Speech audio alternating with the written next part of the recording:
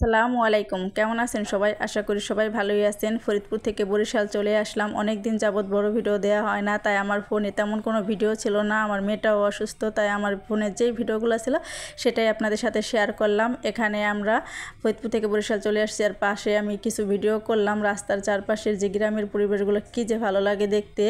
মনটা অনেক খারাপ, যেহেতু বাড়ি থেকে চলে আসছি। দেশের বাড়ি ছেড়ে চলে আসার সময় যে মনটা কেমন লাগে তা যারা বাসায় থাকবে তারাই একমাত্র বুঝবে। চলে এসছে আমাদের ভাঙ্গা শহরে। ভাঙ্গা থেকে আমি বাসে উঠবো। আমার মেয়েটা বাসে উঠতে চায় না, এমনিতেও অসুস্থ, আর ও দেশের বাড়ি থেকে জীবনও বাসায় আসতে চায় না। এমন একটা পরিস্থিতি সৃষ্টি করে মিথ্যা কথা বললে ওকে আনা হয়েছে, বলছে তোমার পুপির বাসায় যাব, এটা বলে ওকে আনা হয়েছে। তাই যেহেতু বাস চলে এসছে, এখন আমাদের মালসাবানাগুলো বাসের ভিতর ঢোকানো হইতেছে, আর এখানে আমরা বাসে উঠতেছি।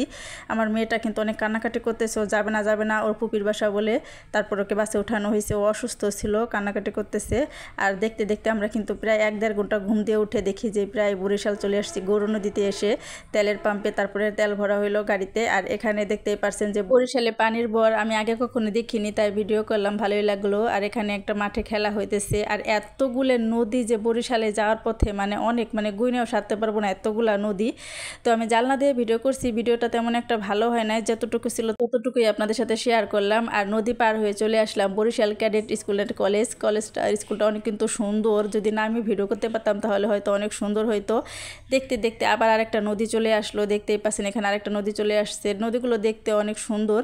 আর নদীটা পার হয়ে কিন্তু বরিশাল ভার্সিটি চলে আসছি। এই যে বরিশাল ভার্সিটি দেখতেই পাচ্ছেন আপনারা, বরিশাল ভার্সিটিটা কিন্তু অনেক সুন্দর। আমি জানলা দিয়ে ভিডিও করতেছিলাম আর দেখতেছিলাম, মনে হয়েছিল বাস থেকে নেমে যদি ভিতরে যাই ঘুরে আসতে পারতাম তাহলে অনেকটা ভালো লাগতো। দেখতে কিন্তু অনেক সুন্দর, কিন্তু বরিশাল ভার্সিটির আশেপাশে যে অনেক গাছগাছালি, এগুলো পরিষ্কার করলে আরো ভালো লাগবে। আর আমার মেয়েটা দেখেন কি অবস্থা, ভিডিও আমি আর ভালোভাবে করতে পারিনি। এখানে আমার মেয়েটাকে পুরো দিন আমি হসপিটালে নিয়ে আসছিলাম, সিএমএস এসে তারপরে ওর রক্ত টেস্ট করছিলাম, যেহেতু জ্বর ছিল। এখন শরীরটা আলহামদুলিল্লাহ অনেক ভালো।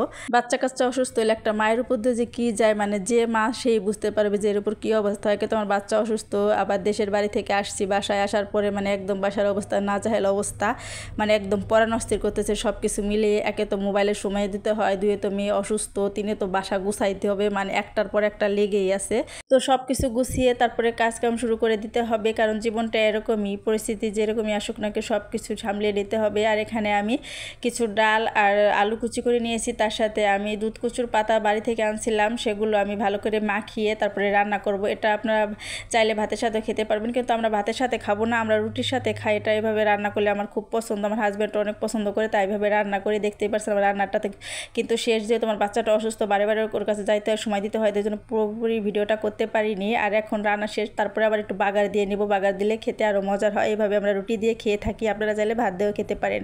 আর এখানে যেহেতু বিদ্যুৎ ছিল না, সেদিনই আমার হাজব্যান্ড মাছ আনছিল, যেহেতু আমাদের ফ্রিজ খালি ছিল, আমরা দেশের বাড়ি গেছিলাম 1 মাসের জন্য, এই জন্য ফ্রিজ একদম খালি করে রেখেছিলাম। মাছগুলো আনার পরে কারেন্ট ছিল না, তাই আমি জাল দিয়ে রেখেছি, আর ডিমগুলো ভুনা করে ফেলেছি, আর চিংড়ি মাছগুলো আমি জাল দিয়ে রাখবো। আর এইভাবে আমি ডিমগুলো রান্না করেছি। ডিমগুলো আপনাদের সাথে শেয়ার করতে পারিনি, যেহেতু এটা সরপুঁটি মাছের ডিম, খেতে কিন্তু অতটা ভালো লাগেনি, তারপরে রান্না করছি। তো সব মিলে আমার ভিডিওটা যদি ভালো লাগে অবশ্যই লাইক কমেন্ট করবেন। আল্লাহ হাফেজ।